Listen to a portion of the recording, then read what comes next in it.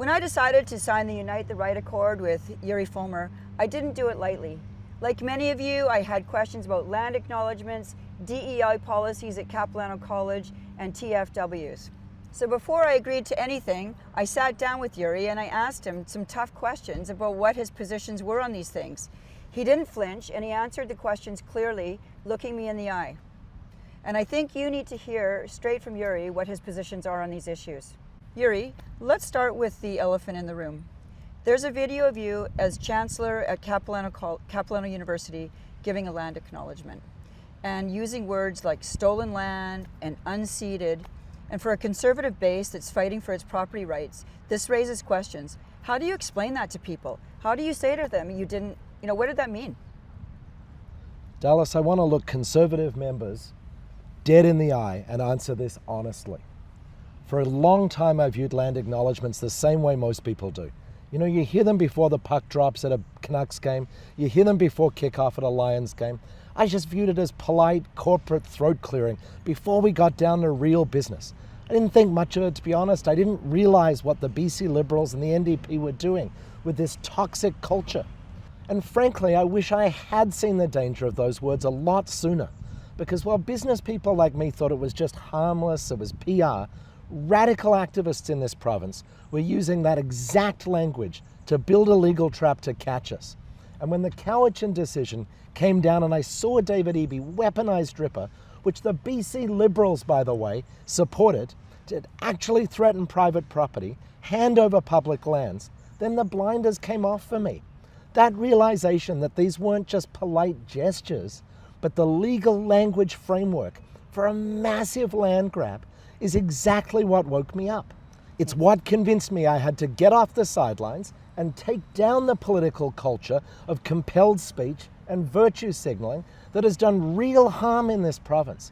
I'm running for Premier now to tear up the very systems that I used to think were harmless. Okay, but Yuri, it wasn't just speeches. Critics point out that under your watch, Capilano University pushed equity, diversity, and inclusion, or DEI, policies, and your own company used equity deserving corporate language.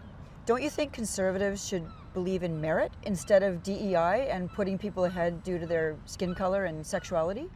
Dallas, and that's exactly why part of my BC Freedom Charter will bring back merit-based hiring to British Columbia. For years, the political establishment forced job creators and institutions to play by these twisted rules just to operate. If you wanted government contracts or you wanted your university or institution to receive its funding, or even if you wanted government, be it the Liberals, be it the NDP, to even take your phone call, you had to check the HR boxes the government mandated. Like my role as Chancellor at Capilano is largely ceremonial. I have no power over job postings or DEI. It's kind of like being the Governor General. I watched firsthand, though, how those mandates divided people. They punished hard work and they bloat the bureaucracy. In my own company, I employ thousands of people. My job was to keep the doors open, to meet the payroll, and put food on the table of the families who rely on my businesses. I navigated the system that Victoria built so that we could succeed and so that my employees wouldn't suffer. And I'm not the only one. There are a lot of business people trying to make a go of it in BC who are forced to try and navigate this same ridiculous system. And the problem is they don't have a voice to push back on this toxic culture of compelled speech and platitudes that have been forced on them by Victoria. And not just the last week or two, we're talking about decades now. But what I'm doing now is I'm giving them and millions of British Columbians a voice today to push back and get BC back on track. I'm running for Premier to restore some sanity, to end this culture of ideological hiring, of discrimination, and of compelled speech. You tell me, when you say that these HR things come down from somewhere, who actually is driving this whole requirement for people like you in a ceremonial role to force you into the language? I've been asking this question. Where is this coming from? Who pushes this? Do you get warning letters? Does it just arrive one day on your desk? Is it a directive? Is it written down? Is it just assumed that you do it? Who slips these things into all of the speeches that leaders of institutions like you give? Like, who's doing this, do you believe? Yeah, Dallas, it's absolutely pervasive. It's printed on every agenda, on every document, on every website, on every touch point you are exposed to. There's a land acknowledgement. I mean, if I've run late into meetings and, forgot to read the land acknowledgement, and the entire meeting grinds to a halt. People put up their hands, people get indignant and offended. Really? Until you deliver this land acknowledgement. I kid you not, Dallas, some of these meetings have, 2 or 3 parts to a meeting. Exactly the same people in the room for all 3 parts. And they'll do a land acknowledgement for all 3 parts of the meeting. Good grief. And it's a self-flagellation. But, it's easy to say that, well, couldn't you not do it? Yeah. Couldn't you avoid doing it? Well, of course you could. Yeah. But it's in everything. It's every document. It's everything you read. It's everywhere. It's every meeting. It's everybody you talk to. It's everywhere you turn. And so you either say, I want to be part of, whether it's a charity or a university or the community, I want to do good work. I want to see students succeed. I want to watch people graduate and create a better life for their family. Or I have to opt out of everything, stay at home and do nothing. One question I have about that is I want to also say, I've participated in land acknowledgements. Like, I've sat there listening to it. I should have got up and walked out of the room, but a lot of them were done, for example, at my kids' school.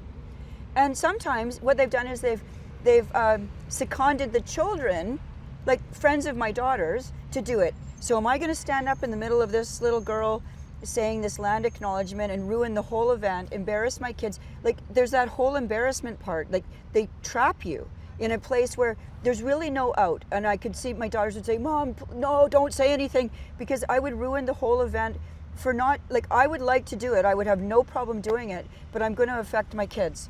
I'm going to hurt the feelings of the little kid who's up there doing this ridiculous land acknowledgement. And, I get it that we get swept into this, but you know what, Yuri, I think the time has come that we as leaders, and this is leadership, we have to start standing up and saying, no more. I'm not doing it. And more people need to stand up and say, nope, we're not coming to the hockey games. If you keep doing these, we're not doing this anymore. We're not playing ball. So either you get rid of it, or I'm canceling my season's tickets, or that kind of thing, but it's not going to be easy. It's not going to be easy, Dallas, and you're right. We're going to have to take a stand, and we're going to have to do it together, both as individuals and leaders and collectively. But it's obviously a lot of grief has been given to me about doing land acknowledgements. But 20,000 people don't walk out of a Canucks game when there's a land acknowledgement. I know they don't. 60,000 people don't walk out of the Grey Cup final when there's a land acknowledgement. And you were very vocal this morning on X. But we were at a BC Conservative sanctioned debate yesterday. It was organized by the BC Conservative Party, and there was a land acknowledgement at the beginning.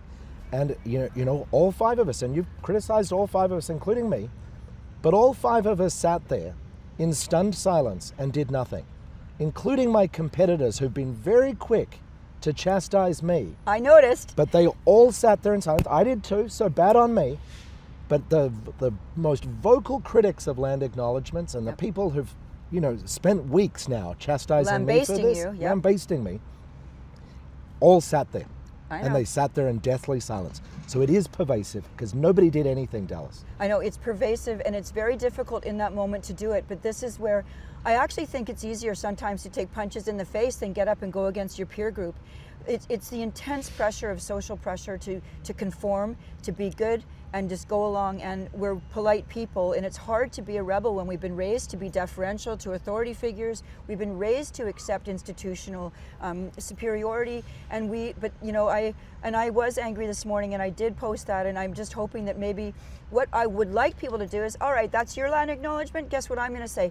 I thank God, my Creator, for the land on which I stand, and I thank the taxpayers of British Columbia for paying for all your jobs. And that's my land. So you do you, I'll do me, but that's who I'm thanking. And that's another way of dealing with it. You want to say that, you say that, but at every meeting I'm going to say what I want to say. So I relate to the pressure to conform. They do land acknowledgements in the legislature every day. Do I get up and storm out? No. Do I roll my eyes sometimes? Probably. But that doesn't get caught on camera. So, I could get up and storm out every time. That they do them relentlessly in the legislature. And, I have to listen to this rubbish every day. And so anyway, I do my best, but you pick your moments and pick your battles, and I understand the pressure, and all 5 of you sat there, so they can't come after you for that, but I can come after all of you. Yeah. You know, Dallas, this is what I appreciate about the Unite the Right agreement that you and I signed. Yep. It does not mean that we're not going to be sometimes critical of each other. Exactly. Right, and you filmed that this morning before we met this Yep. morning. You filmed it unashamedly, unapologetically, Yeah. because we're not always going to agree. No. But we're going to be fair with each other. We're going to give each other the opportunity to be better. Yeah. But it doesn't mean we're not going to be critical of each other, and it doesn't mean we're not going to push each other. Which is actually and this is excellent. the perfect example of It's actually excellent. The establishment is threatened by this. That's why they're coming after you so hard. And that they see 2 people who they can't control, and they're worried about it. I know they are. I know you are. I know you're worried because, we know what needs to be done. And anyway, so that's part of the problem we're facing here. But I mean, this morning was a learning moment for me in this journey, right? I mean, you challenged me to say, Yuri, you were there too. You were one of the 5 on the stage. You could have said something. You could have put up your hand and said, stop this right now. You're right, I didn't, Dallas. But that's the advantage we're going to have from each other. Yep. We're going to learn from each other. We're going to push each other, and we're going to be better as a result. yeah, because I got to give you credit.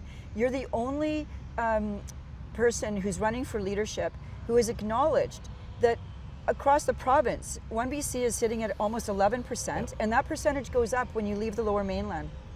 And if one of those liberals like Millibar gets elected, it's going to jump to 25 or 26% apparently. So I mean, this could be, I think it's a game changer. I think we've caused a shockwave throughout the establishment and the political system here. And I think it's just a wonderful thing. And I really appreciate you actually approaching me, putting your ego aside and saying, you know what, you guys, let's accept this. Brodie isn't just going to disappear like some, disappear her. And I'm going to keep fighting because I'm a fighter, but I am not interested in splitting the vote. I don't want to be a spoiler. I just want to make sure that the voice that 1BC's been carrying maintains its voice in the legislature, because I see how easy it is for things to get watered down, watered down, watered down. Well, we saw it yesterday. We saw it yesterday at a BC Conservative sanctioned event. Yes. That it got watered down, and you've now challenged us to be better and to do better.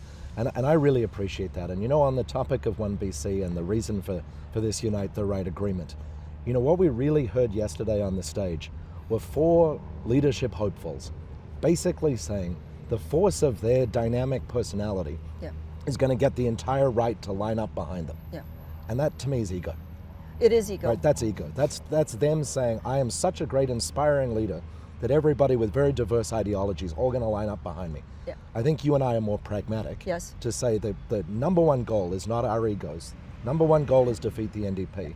And if we need to maintain 2 separate parties that are going to work together to do that, that's the best thing for British Columbia. It is the best thing for British Columbia. And anybody who thinks that I'm doing this for my ego better think again. This has been probably one of the most brutal and unpleasant years of my life.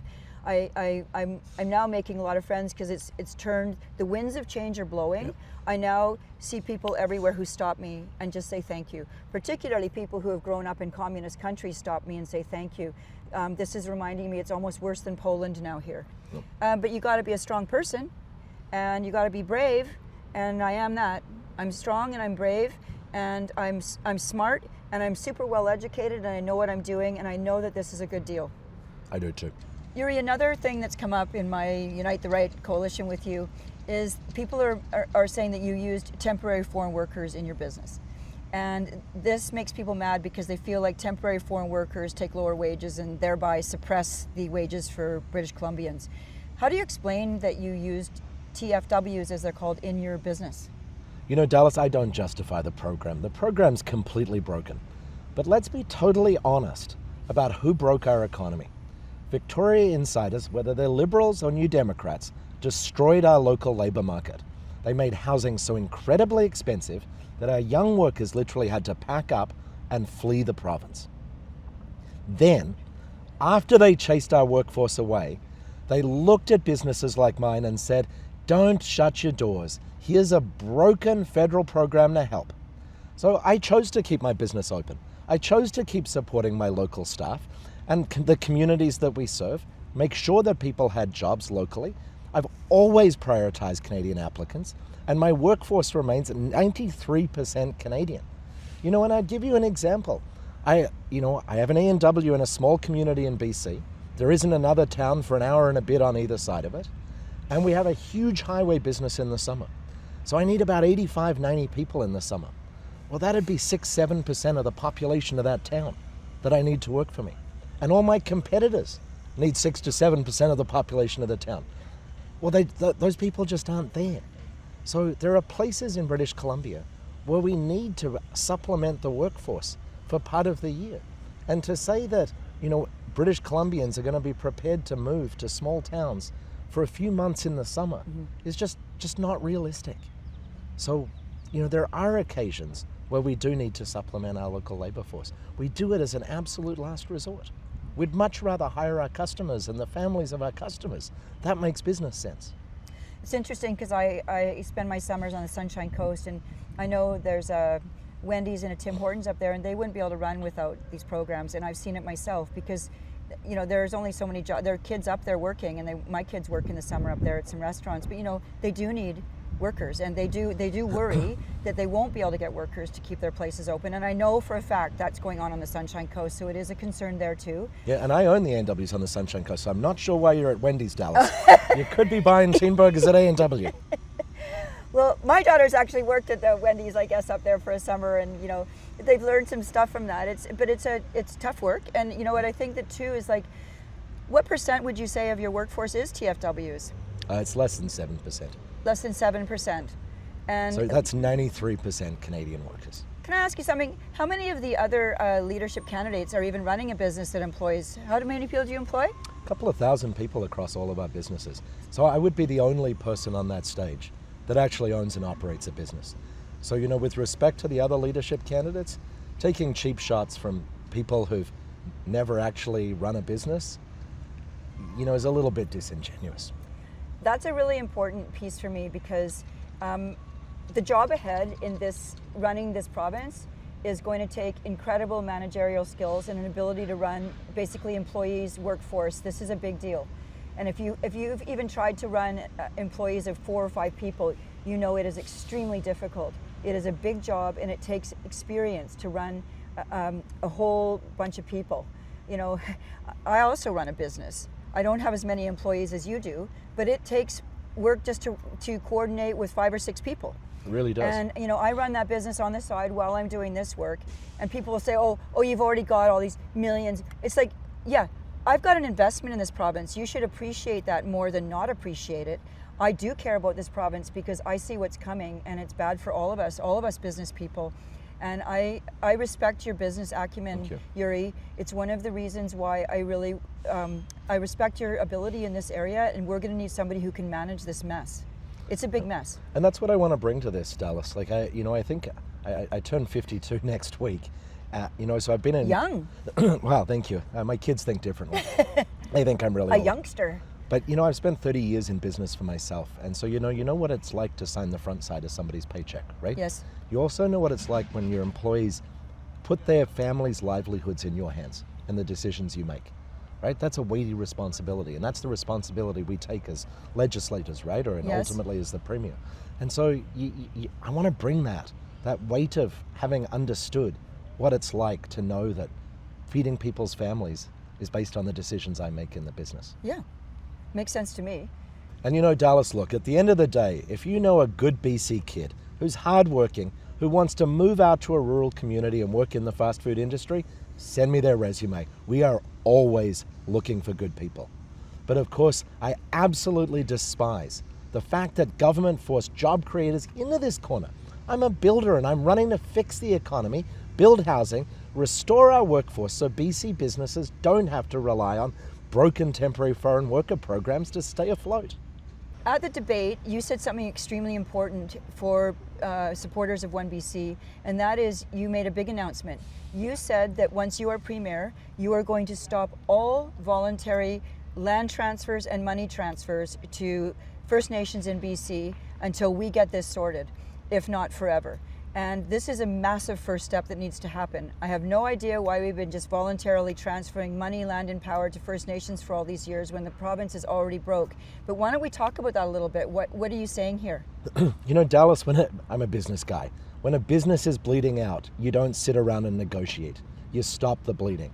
And right now, David Eby and the NDP are bleeding this province dry to fuel this radical DRIPA agenda. Yes. They're voluntarily handing over our Crown land and our taxpayer money just to appease radical activists who don't fundamentally reject the principles of freedom and don't believe you have a right to your own property. Like, underline that. These don't believe you have a right to your own property. No, they don't. I know that David Eby does not believe that. I remember hearing him comment on the short-term rentals. He criticized people who had bought a place to have as an Airbnb they could run to support themselves in their old age, and his answer was, well, they didn't buy something that was supposed to benefit the province. They bought it for their own benefit. I thought, oh my gosh, so now my business decisions have to be for the benefit of everybody else? By doing something for yourself, you benefit everyone. But you see, his philosophy is almost that if you have extra bedrooms in your house, you better start taking people in. And you know, Dallas, for me, this all ends on day one. As Premier, I'll enact an immediate halt on all voluntary transfers of land and money to First Nations bands in BC. We're taking away the blank check once and for all, and we're taking away the land giveaways to fight this assault on private property rights head on. The days of surrendering our province while ordinary British Columbians wonder if their private property rights still exist are absolutely over. Not one more inch and not one more penny. We can't negotiate under this philosophy of mine is mine and what's yours is negotiable. That's what we're doing. That's what we've been doing. We've been out negotiated for 30 years. Yep. And it's incredible. Gotta stop. It's got to stop. You don't negotiate with anybody. And one of the things I've learned in business, you don't negotiate with anybody while you're busy giving them everything they want. Yeah. Why would they come to the negotiating table? They've already got everything they want. That's right. They don't even need to ask for it. We just give it. Yeah. And it's never ending, right? It's that old Alice in Wonderland thing. If you don't know where you're going, any road will do. Well, David Eby's picked the most expensive road, and he has no idea where he's going. You've talked about what you want to stop in this province. Let's talk about what you want to build. I know I have a vision for BC. What do you see? What do you want to build here? You know, Dallas, my entire career as a businessman has taught me one undeniable truth. A free province is the best path to a prosperous province. You cannot tax, mandate, and regulate people into success. You know, and ultimately, that's why I wrote the Freedom Charter. My goal isn't just to clean up David Eby's mess, because that's big enough. It's to make British Columbia the freest province in Canada. We're going to protect property rights, slash the green tape, and get the government out of the way so job creators can build and families can actually afford to live here again. And we're not stopping there. My Freedom Charter protects private property rights, it guarantees for religious freedom, it protects law-abiding gun owners, it bans mandatory digital ID, it brings back merit-based hiring, and much, much more. And here's the part I'm really excited about, to make sure everyone's voice is heard. So what we're going to do is hold a provincial freedom summit within 30 days of taking office to bring together property rights advocates, faith leaders, parents, firearms owners, privacy experts, freedom champions, and everyday British Columbians to refine, strengthen, and pressure test the BC Freedom Charter before it's introduced into legislation. This charter doesn't belong to me, it doesn't belong to politicians, it belongs to the grassroots. And Dallas, I hope you'll consider this my personal invitation to you and to the members of 1BC to join us at the Freedom Summit and help me make BC the freest jurisdiction in the world. I would love to be part of that. You know, I was down in Florida recently, and you feel so free down there. I would say that's a governor who's done a terrific job of giving such promise to his state. Things are booming. We can do that here, I agree, and I love the idea of a Freedom Charter. And we can do that here in a place where we have so many resources. Like, we are going to be the most prosperous province in the most prosperous country in the world. We've got it all. We have it all. We've got this landmass. We've got such abundance, and we're constantly being told we have scarcity. And so I've been trying to say, stop managing scarcity. Let's build abundance. Yeah. And we've got 5.8 million people in this province who know really what needs to happen to get things going again. But we have outside influences getting involved in our work here. We want them to get out of here. Let British Columbians manage British Columbia. We want our freedom back. And imagine being the freest jurisdiction. People gravitate to freedom. They gravitate to lower regulation. They gravitate to places where they feel they can just be left alone and live their lives. And that's what we really should be. Net outflow of people from BC, year over year, 73,000 the year before, 175,000 last year. This is astonishing. Yeah, and it's embarrassing. It's extraordinary that this is happening. It is embarrassing. Well, good. I'll look forward to seeing you at the Freedom Summit. Okay, fantastic. Let's cut to the chase. Why should the grassroots that support 1BC and have been screaming for change in this province, why should they trust Yuri Fulmer when it looks like you're making, a self-serving conversion at the last minute here? What do you say to those people? You know what, Dallas? Career politicians change their views based on the polling of the day. Builders like me change their views based on reality. And when I realized the government was using DRIPA to threaten everyday British Columbians, I stepped into the arena and I ran as a Conservative candidate. I wrote the Freedom Charter and I committed to scrapping DRIPA entirely. And when I realized the vote split was going to hand the NDP yet another term, I sat down with you, Dallas, and we negotiated the deal to unite the right. You don't have to trust my rhetoric. You trust my record of actually getting things done. And for anybody who doubts it, I know you're going to hold me accountable. Yes. Right? Part of this deal is we're going to hold each other accountable. Yeah.